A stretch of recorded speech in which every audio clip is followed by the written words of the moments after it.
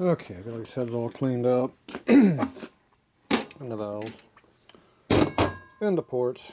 So I had to clean things up. Knocked out the high spots in there. Smoothed up the other machine marks. And a nice round bowl in there. Got rid of the high spot that was in there.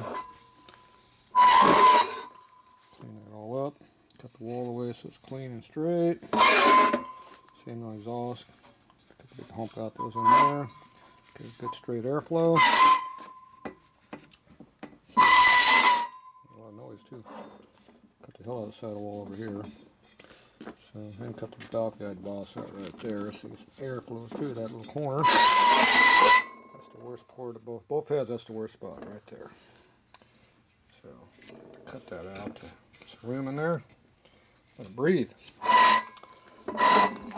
And I cut the chamber back up here, knock the edge off, clean it a little bit.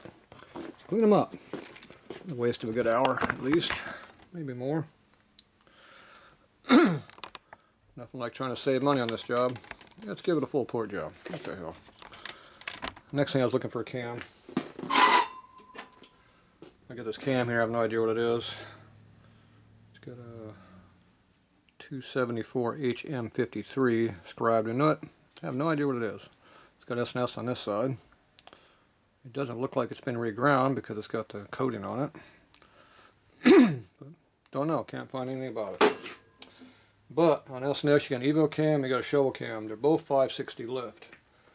So if they're both 560 lift, there's two different rocker ratios, you should be able to identify the cam by the lift. So let's see what the lift is. So the lift is not too hard to figure out. Take your base circle, which your side your cam here, zero out your cam, and open all the way up, measure again. So about 305 lobe. Check this one. This one's 301. Nothing like being accurate, huh? 306. And what's this one here, the other exhaust? 305, so one lobe's bad. Yeah, typical. Alright, so we got about 305 lobe. So now you multiply that by your rocker ratio to get full lift. 0.305 times 1.6, 488. There you go, cut it. 0.305 times 1.625, the real rocker ratio. 495. That sucks. That is very low lift. It's supposed to be a 560 lift cam. So that cam is very, very small. If you use a rocker ratio of a shovelhead on there, 1.43, it's only 437 lift. It's even worse. So that cam is obviously something different. My guess it's been reground, probably by this HM guy, off an S&S blank, and that's why the lobe looks so small, because they underground it quite a bit. It doesn't have a lot of lift to it. Usually got a lot more lift when you go underground them this far. So, still don't know what this thing is.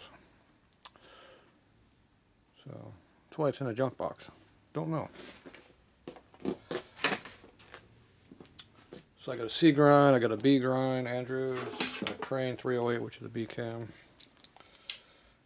And if I look hard, there's probably something else floating around, but those are all bigger cams. Alright, so go ahead. This thing is set up for really big cams. I have a Crane 330 cam, which has a 625 lift on a shovel with a like 250 TD or better, 260. These will clear that no problem. That'd be a really big cam. 288 degrees duration. Way up there. Okay. Front head. Just mix with the rear head.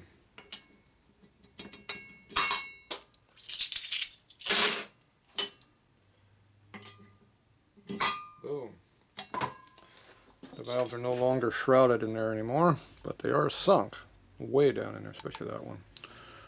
Yeah, that thing should be like way up here. Oh well. The exhaust is sunk down pretty good too. They were about equal before, so let's see what we got now. Let's see, we are now, instead of being under 400, we're over 400, about 410. And this one's 500. It's an extra 100 thou. This one here is 440 on the exhaust and 440 on the intake. So this one's equal on both. They're both sunk, same amount. This one, the exhaust is high, the intake's really low. So overall they're about the same if you equalize them. Almost identical within 10. So the compression is probably about the same. They're both sunk. Alright, so if you figure you're going to have 525 lift or a 560 lift motor, you got to figure out some clearances. I went ahead and got some new crane springs because they're heavy duties. If you're going to have ported out heads and all this junk, you might slip a cam in it down the road. Might as well make it big enough to do something. The Andrew C grind is 525 lift, so only the S&S has a 560 lift. Everything else is 520s, 525, 510, all that area. Alright, so we're going to measure up some numbers here, see what we got. We obviously don't have a coil bind problem because the valves are sunk a lot.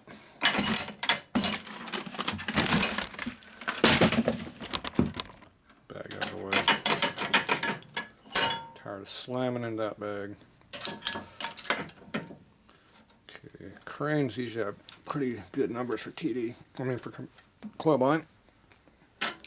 Actually, you squeeze these things all the way down to nothing. They're usually under 550, or not 880. I mean, 80 is what Andrews uses. Yeah, we're at 816. They're pretty far down. They vary a lot. Obviously, that means we have to worry about coil bind on this motor.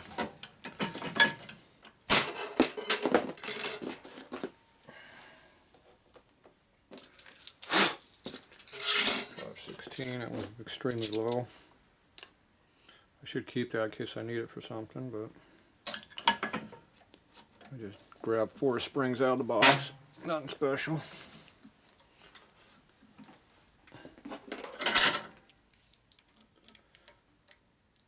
$814, same thing.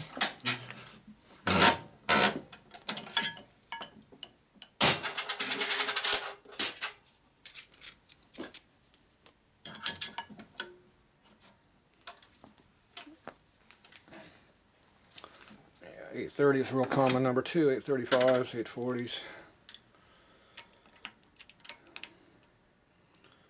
820. Looks like this set's going to be low. Figures when you don't need a good set, you get them. When you do want a high open set, you can't get them.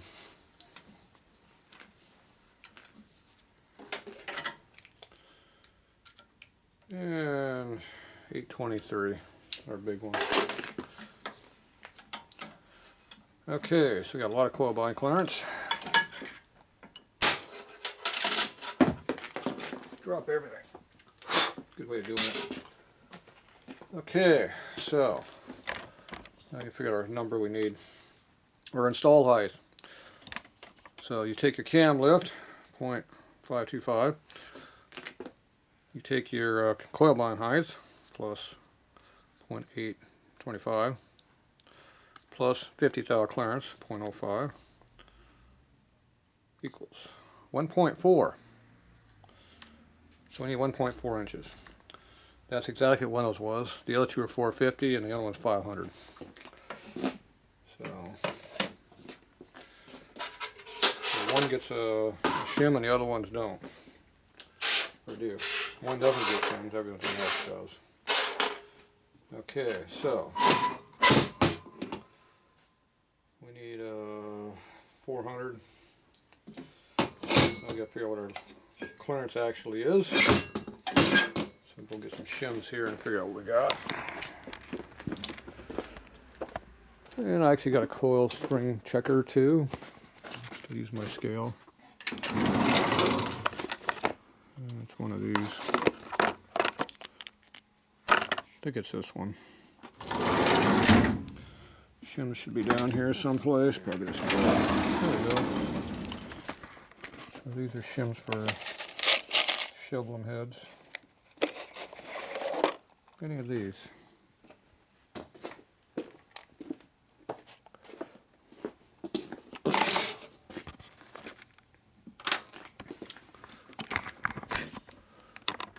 Okay.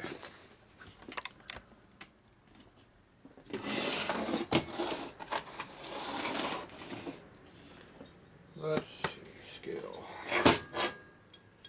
This one is 1/400. So this is our low number. Okay, so this one here should not have any shims in it. So take our lower collar, take our fancy tool in there, which does not work on this motor. It hits here. It doesn't fit in there. So this does not work. Not even close. Thought I had one for shovels.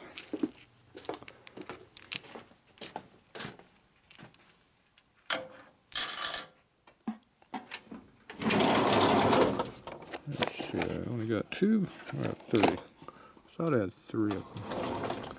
I only see the two. And this one's even smaller. This is for Evo. It doesn't work that way, and I'm sure hell isn't working that one either. These are automotive, they're not made for motorcycles, so what a shocker, they don't fit. We'll have to do it the old-fashioned way. Use our yardstick. Right there. Our 6-inch scale. Use it for everything.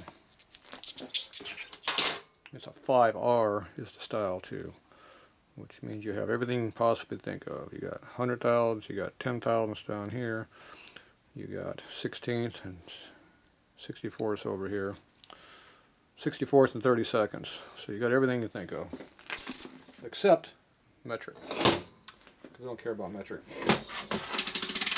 Alright, we take this, put it in there, grab a couple keepers, which are laying over here still.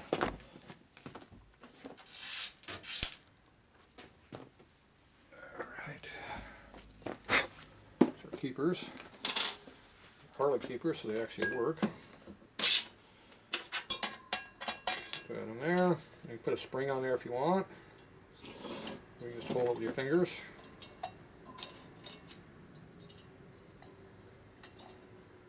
And we wanted 1/400.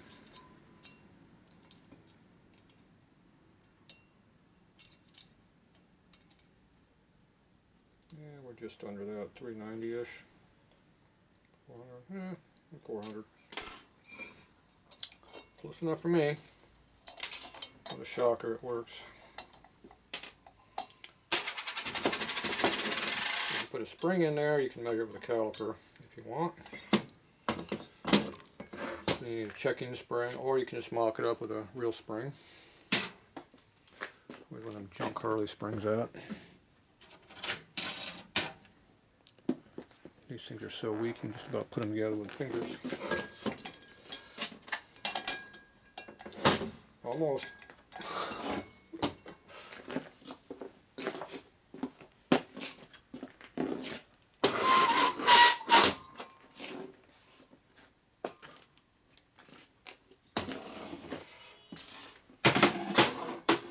You can use a little light spring. Most people don't have those. You just use your valve spring you're going to use, obviously. Just go like that. Really light tension.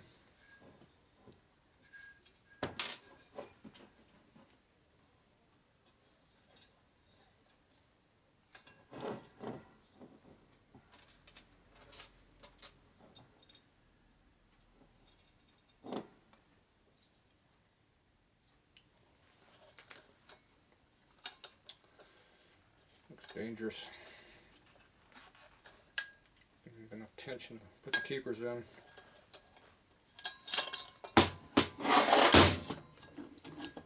Yep, that looks like an accident waiting to happen. See, it's not in all the way at all, see?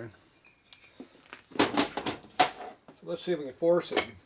Make sure it shoots somewhere you don't care about. Under there. Nope. As usual, if keepers don't go in, they don't ever go in. And these keepers were a problem getting in and out. Probably because the valves are made wrong.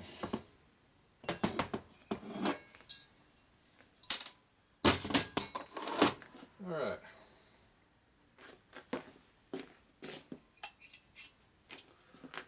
Figure out what this problem is.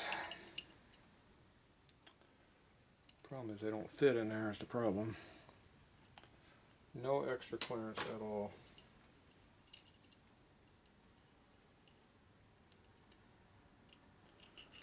You have to get them in there exactly right or they don't go in because they're so tight. They actually dig in.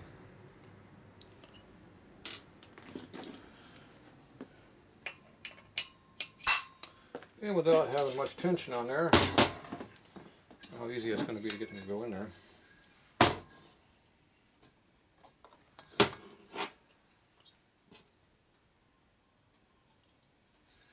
Just making this job harder is all we're doing.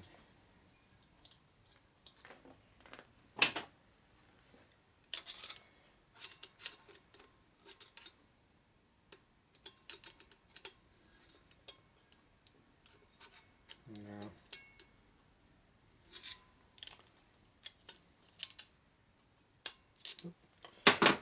One in, here go pop.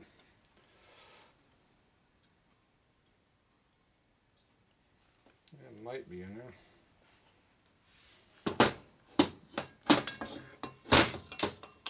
And it fell right out. Alright, we're back. Pain in the butt.